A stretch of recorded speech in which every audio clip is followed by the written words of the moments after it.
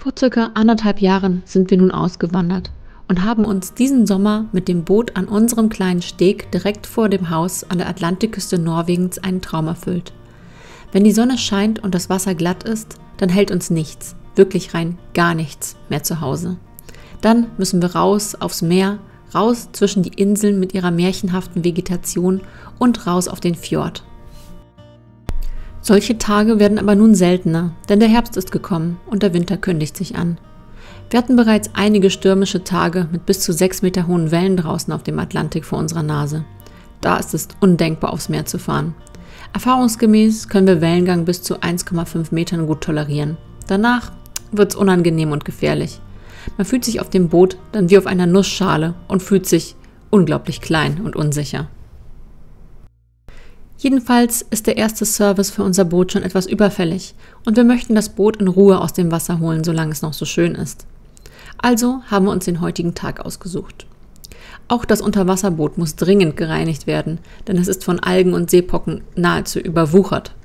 Man sieht, hier gedeiht unter Wasser das Leben. Wir haben an unserem Steg sogar kleine Seeanemonen. Wir nehmen dich dabei mit, wie wir unser Boot zum ersten Mal aus dem Wasser holen. Wir haben das noch nie gemacht und sind gespannt, ob alles gut geht. Wir haben uns natürlich informiert und viel geplant und besprochen, wie der Prozess ablaufen soll. Als erstes haben wir uns 2 mögliche Slipanlagen in der Umgebung angesehen.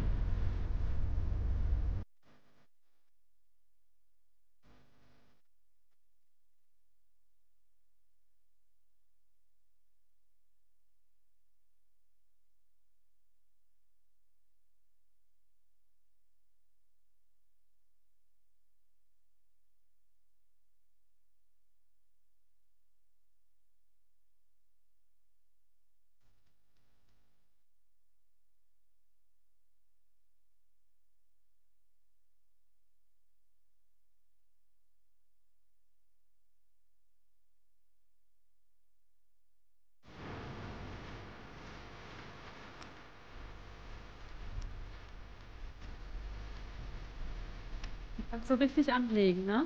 Kannst du raus? Ja.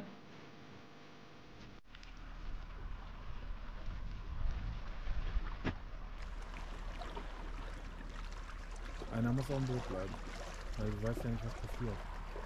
Und was hier doof ist.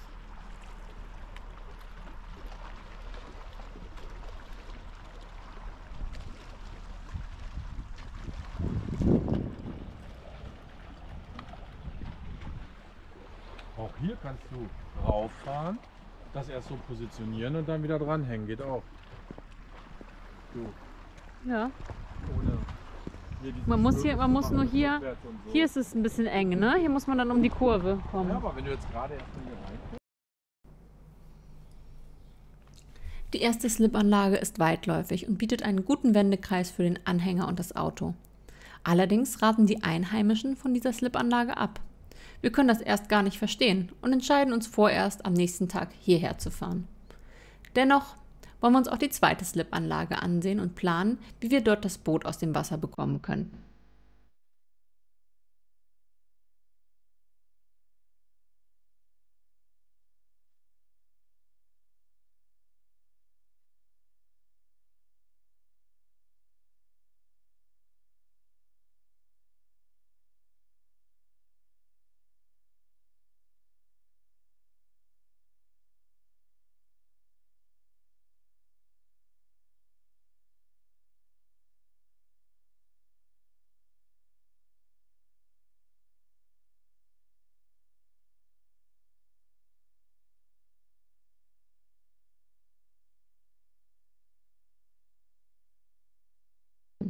Hier ist es ruhig und malerisch.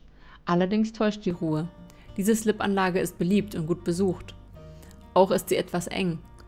Diese Punkte schrecken uns ab. Wir möchten das Boot ohne Druck aus dem Wasser holen und mögen es nicht, wenn der nächste schon wartet. Wir entscheiden uns für den ersten Platz. Es ist ziemlich weit oben, das Wasser. Es ist jetzt 12:19 Uhr. Ja, du kommst nämlich, hier musst du runterfahren. Rutschig.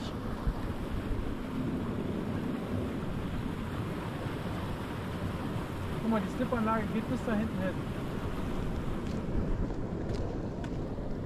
Das ist das Problem, guck mal. 30 cm, das ist hier viel zu flach. Da musst du noch weiter rein. Das musst du noch weiter. Sag mal, da hinten, wo das helle ist, sieht man nicht, ne? Ja. Die müsste noch weiter gehen, oder? Am nächsten Tag kommt aber alles anders. Es ist mehr Wind und mehr Welle als angesagt. Wir fahren zu unserem auserwählten Platz, schauen auf die raue See und wissen, warum uns die Nachbarn von diesem Platz abgeraten haben. Wir drehen direkt wieder um und fahren zu dem anderen Platz. Zuerst stellen wir das Auto auf einem nahegelegenen Parkplatz ab und fahren mit einem zweiten Auto zurück. Nun aber ab aufs Boot. Wir haben genügend Zeit, denn wir wollen bei Hochwasser ankommen. Diese Zeit nutzen wir, um uns noch von unserem Boot zu verabschieden und eine schöne Zeit auf dem Wasser zu verbringen, ein wenig zu träumen und die Umgebung auf uns wirken zu lassen.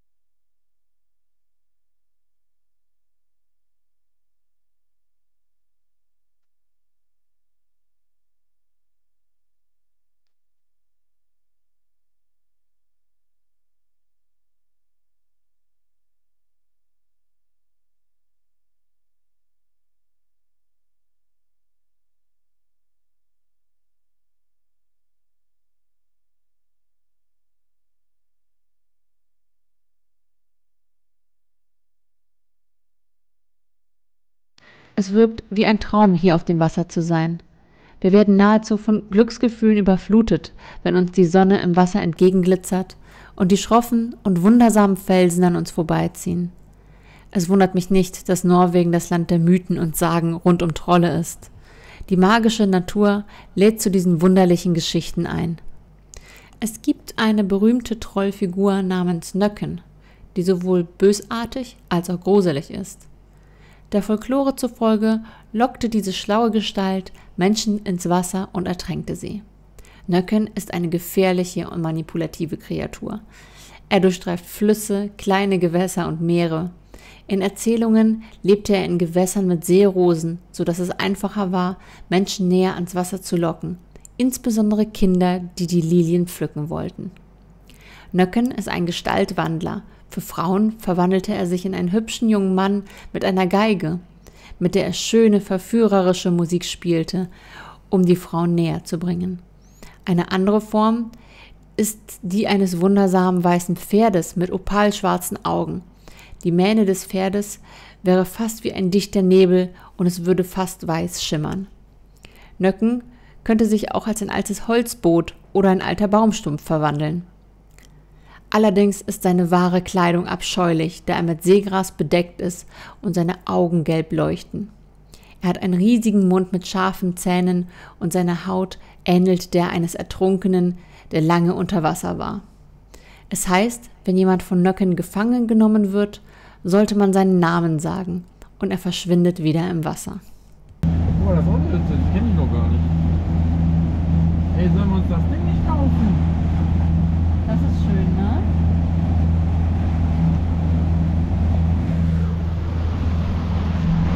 Wie ist das, die wir mal sehen?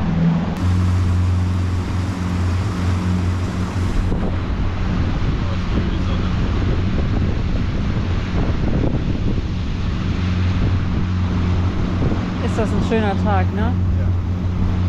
Heute gehe ich nicht arbeiten, heute mache ich gar nichts. Ich mache heute gar nichts. Und das ist mir egal. Ja, das können die mich alle anrufen.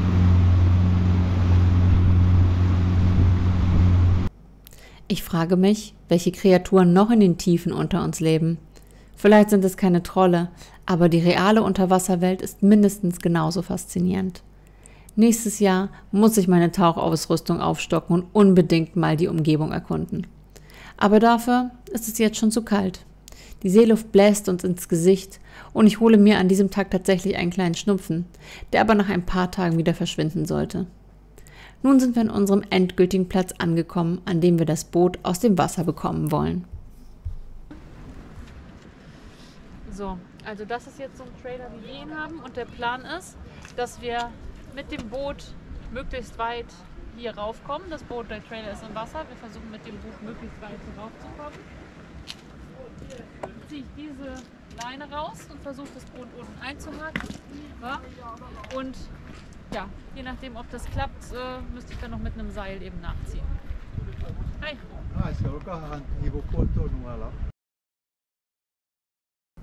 Wir haben geplant, an einer kleinen Leiter ein paar Meter weiter anzulegen, wobei ich im Boot bleibe und mich an der Leiter festhalte. In der Zwischenzeit soll Alexander den Trailer mit dem Auto in die richtige Position manövrieren. Danach tauschen wir und ich werfe, wie soeben erklärt, die Leine zu. Ob unser erstes Slippen klappt und ob wir trocken bleiben, erfahrt ihr in ein paar Tagen in unserem nächsten Video.